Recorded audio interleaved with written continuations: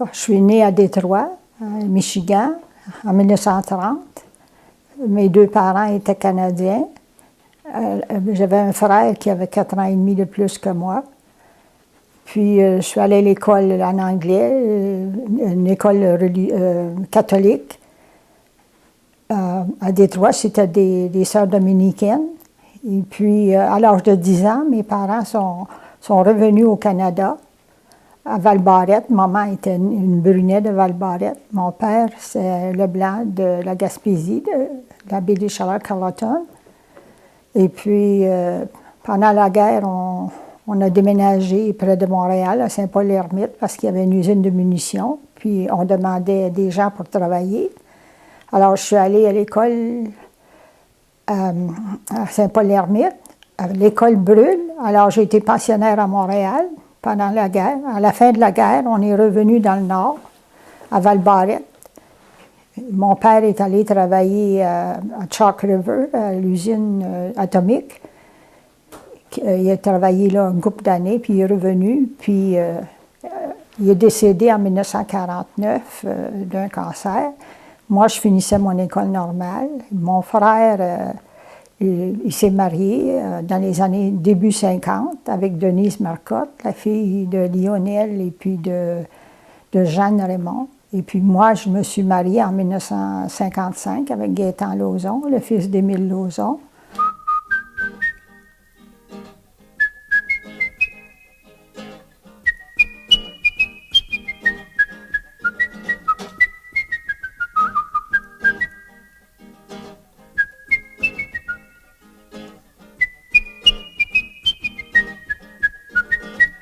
Hey, Matilda, Matilda, Matilda, she take me money and run Venezuela. Once again now, Matilda, Matilda, Matilda, she take me money and run Venezuela.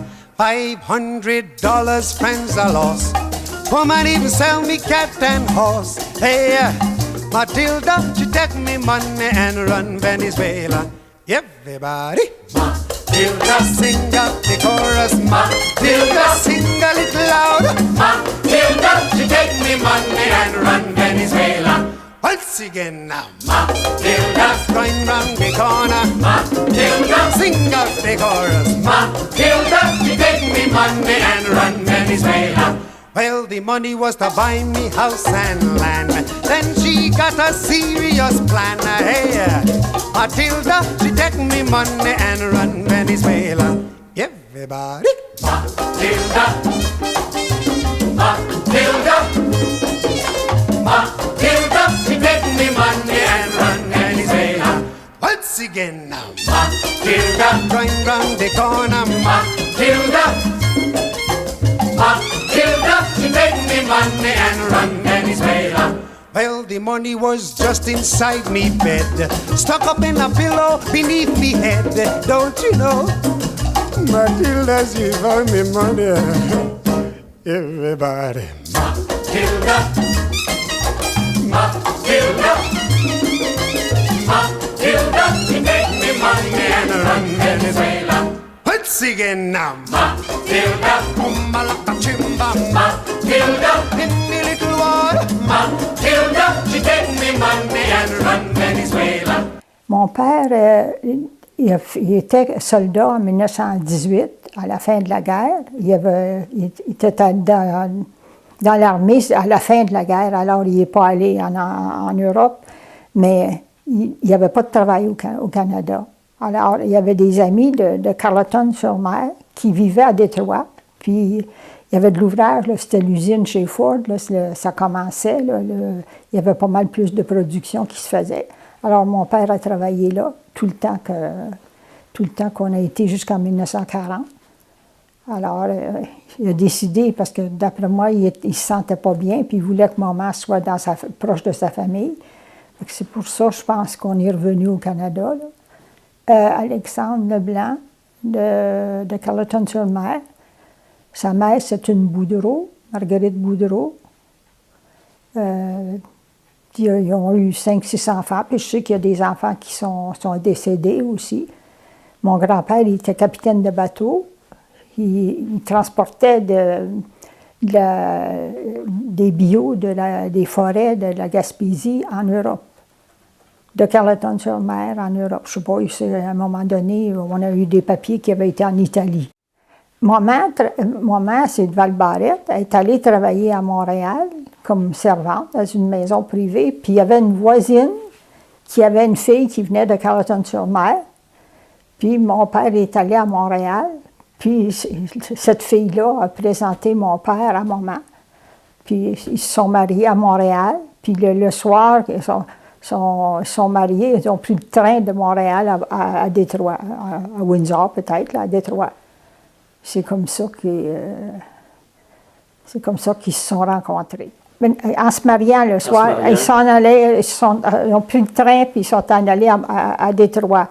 Mon père pensionnait chez des Landry de Carleton qui demeuraient à Détroit. Puis ils sont restés un mois là, après le mariage. Puis après ça, ils se sont achetés une maison. Puis c'est là qu'on est nés dans cette maison-là, mon frère et moi. J'avais 10 ans à Val-Barrette. Après ça, on est déménagé à Saint-Paul-Ermite pendant la guerre. L'école est brûlée.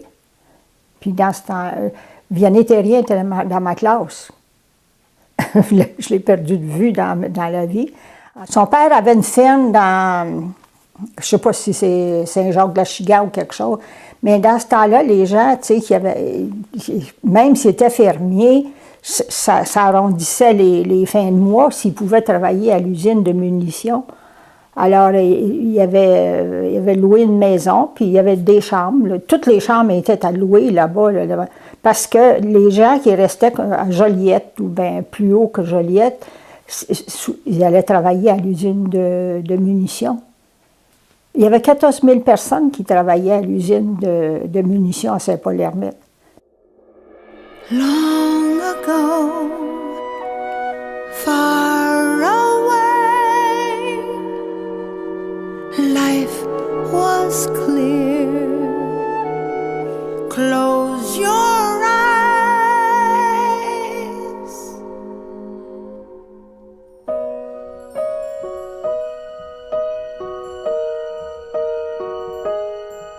Remember is a place from long ago. Remember, filled with everything you know. Remember, when you're sad and feeling down. Remember, turn around. Remember, life is just a memory. Remember, close your eyes and you can see. Remember, think of all that life can be. Remember,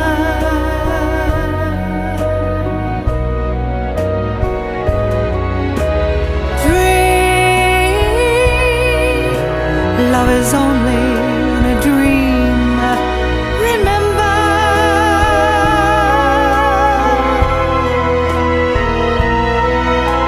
remember, life is never as it seems.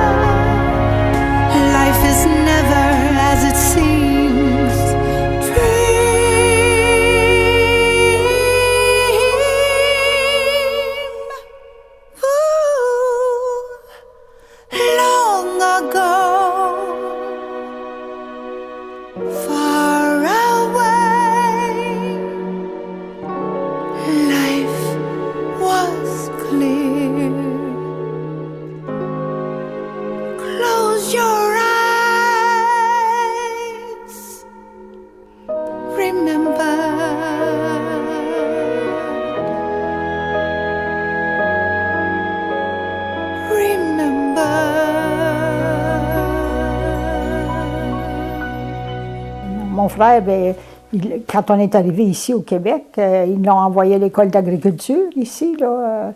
Puis, c'était juste pour dire qu'il allait à l'école là, pour un bout de temps. En fin de compte, lui, il était plus vieux, il avait comme 14 ans, là, 14 ans et demi. Alors, pas longtemps après, il était sur le marché du travail. Il travaillait dans le gaz naturel. Il réparait le gaz naturel dans les maisons privées. Il a travaillé à Montréal, puis après ça, il y a eu des grèves à Montréal dans le gaz naturel. Fait qu'il s'était trouvé de l'ouvrage à Cornwall. Alors, ils sont déménagés là. Il y avait 2 enfants, eux autres, puis ils avaient adopté deux belles filles. Puis ils ont fait leur vie là. Puis il est décédé, ça fait un petit peu, en 2013, mon frère est décédé de cancer. Elle n'était pas instruite, maman, tu comprends, avec 15 enfants à Val-Barrette, là. Elle s'était remariée avec un monsieur Paquette du Lac-des-Écorces, là.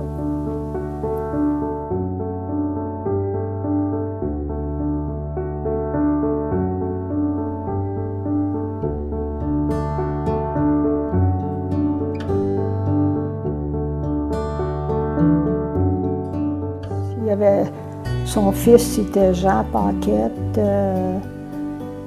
Jeanne Gauthier, il y avait 3 filles. Il y avait 3 filles puis 2 garçons. Puis il y a eu son maman paralysée au bout de quelques années, un bon 5 ans après son mariage, elle a paralysé tout le côté gauche. Puis lui, il l'a gardé dans la maison. Moi, j'habitais l'autre côté de la rue. Mais M. Paquette, il l'a gardée, puis on ne pouvait pas la laisser seule. Il fallait toujours avoir quelqu'un. Elle était lucide, mais elle oubliait qu'elle était paralysée. Ça fait que si on la plaçait dans un fauteuil, puis elle échappait quelque chose, elle se penchait, puis là, elle tombait à terre. Là. Mais ça a été un ange. Il la prenait dans ses bras, puis il l'emmenait à Val-Barrette jouer aux cartes chez ses sœurs, puis son frère, puis ça a été un ange, cet homme-là.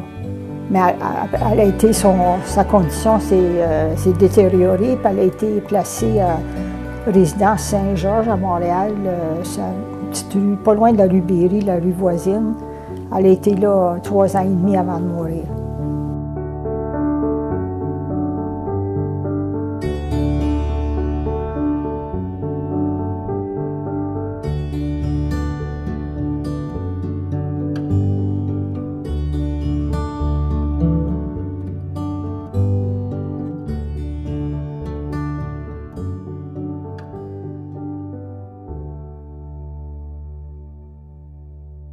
Bien, ça a été oui et non, mais moi, j'ai pas aimé le pensionnat, là. J'aimais pas, là, tu sais, c'était trop sévère, là. C'était pas mon style. Bien, la première année, je suis rentrée au mois de septembre, puis on est sorti à Noël. La deuxième année, on est sorti, voyons, le 1er novembre, à la Toussaint. C'est un congé de 2 jours à peu près. Puis la première année que j'étais là, on est sorti à Noël, à Pâques, puis c'est ça. Puis la deuxième année, bon, on est sorti un petit peu plus souvent. Alors, moi, mon père est décédé en mars 1949, et puis moi, j'ai fini mon école normale avec un diplôme anglais-français pour enseigner. C'est en 1949, en mois de juin 1949, la même année. Puis, dans la retraite fermée, la fin de l'année, j'ai fait le tour de Mont-Laurier, qui était pas grand dans le temps. J'ai été faire application chez la McLaren's, puis je suis allée à la Banque de Montréal qui venait d'ouvrir. Puis, la Banque de Montréal, c'était surtout anglais, là, à Montréal, plus qu'ici, là. Alors, 3 jours après, je travaillais à la Banque de Montréal parce qu'il y avait besoin de personnel. Alors, j'ai travaillé jusqu'à temps que je me marie. J'ai toujours travaillé à la Banque de Montréal avec Madeleine Cloutier, Thérèse Reed, Jocelyne Dorty, Maurice Burns. Ça, c'était les comptables. Là. Mais il y en avait plusieurs comptables parce qu'ils changeaient souvent. Là. Puis quand j'ai dit que je me mariais, Ben, il dit, tu ne peux plus travailler, tu te maries aujourd'hui. Fait que je ne pouvais plus travailler. Mais quand les filles ne rentraient pas le matin, ils m'appelaient, là, j'étais bonne pour travailler. Bien, on avait, la première année que je suis sortie de l'école normale, on avait un groupe, les Boudreaux, les Cloutier, je ne sais pas qui, là, les Saint-Louis, puis tout ça. On faisait des danses carrées au sous-sol de la vieille salle paroissiale, là. On faisait des danses carrées. Ça, de septembre à décembre, rendu au mois de janvier, l'évêque ne voulait pas, ça paraît qu'on était en état de péché. Fait que ça a fini nos soirées de groupe, puis on avait du plaisir. Tout ce qu'on faisait, on dansait des danses carrées. Bien, il y avait le cinéma. Okay. Moi, j'adorais le cinéma, là, mais là, je vais te raconter comment j'ai rencontré mon mari. Gaétan Lauzon, le fils d'Émile, le magasin général. Là, moi, je passais 3 fois par semaine pour la banque. Je passais dans l'avant-midi des traites bancaires. Puis après ça, je les distribuais. J'allais partout dans le village où il y avait un commerce. J'allais dans le bas du village, chez Marie Thibault, puis je venais chez Yvan Lorrain, là, en bas, sur la rue de la Madone, là, ici. Mais là, en passant les traites bancaires, je passais chez Émile Lauzon. Puis moi, je ne savais pas que Gaétan, il avait un œil sur moi.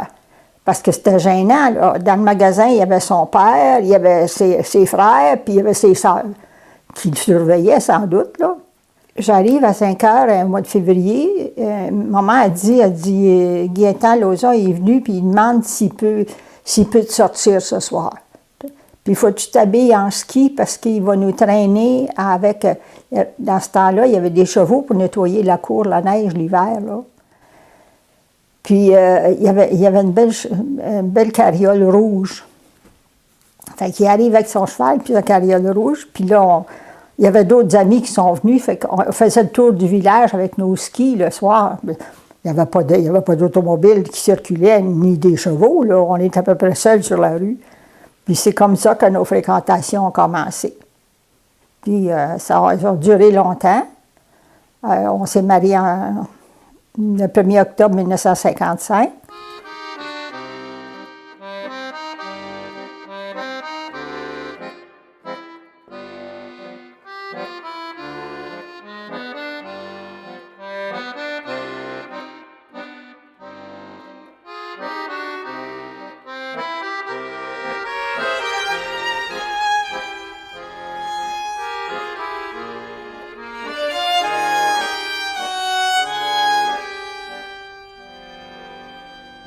Oui, ça a été un mariage d'amour, puis j'ai été très heureuse aussi. Et comme tout le monde, là, on ne pense pas tous de la même façon. Ben, tu sais, je veux dire que, regarde, quand Séraphin a commencé, Gaétan, le soir, il disait « Je m'en vais voir Séraphin ». Il ne m'invitait pas. On n'avait pas de télévision, nous autres, chez nous, mais il y en avait un à la maison privée des Lauzon. Il y avait M. Lauzon, puis les 3 célibataires, là, les madames, mais il ne m'invitait pas. Tu sais, ça me faisait de quoi, là. Tu sais, je ne dis pas si j'avais eu beaucoup d'enfants qui auraient pu déranger, mais je n'avais pas d'enfants. En tout cas, tu sais, c'était de même. Dans ce temps-là, c'est ça qu'on vivait à Mont-Laurier. Il y avait des classes. Aujourd'hui, je ne pense pas que ça existe comme ça. Peut-être qu'il y a d'autres choses qui existent, mais non. Comment est-ce que tu voulais qu'on choisisse dans ce temps-là? Il n'y avait pas de pilule, il n'y avait rien. En 1955, là. La pilule, je ne sais pas quelle année, ça doit être arrivé dans les années 60 à peu près. Mais non, non, il y en avait qui nous surveillaient parce que je n'étais pas enceinte, mais c'est pas de ma faute. La sœur à papa n'a jamais été enceinte, elle a été mariée des années. J'ai des tantes du côté de maman aussi qui n'ont pas eu. Puis la grand-mère en a eu 15. Mais moi, j'ai voulu adopter, là, parce que chez mon frère, on a adopté 2 filles. Là. J'allais à la société d'adoption au bout de 6 mois, qu'il fallait qu'ils aillent puis, à la société d'adoption.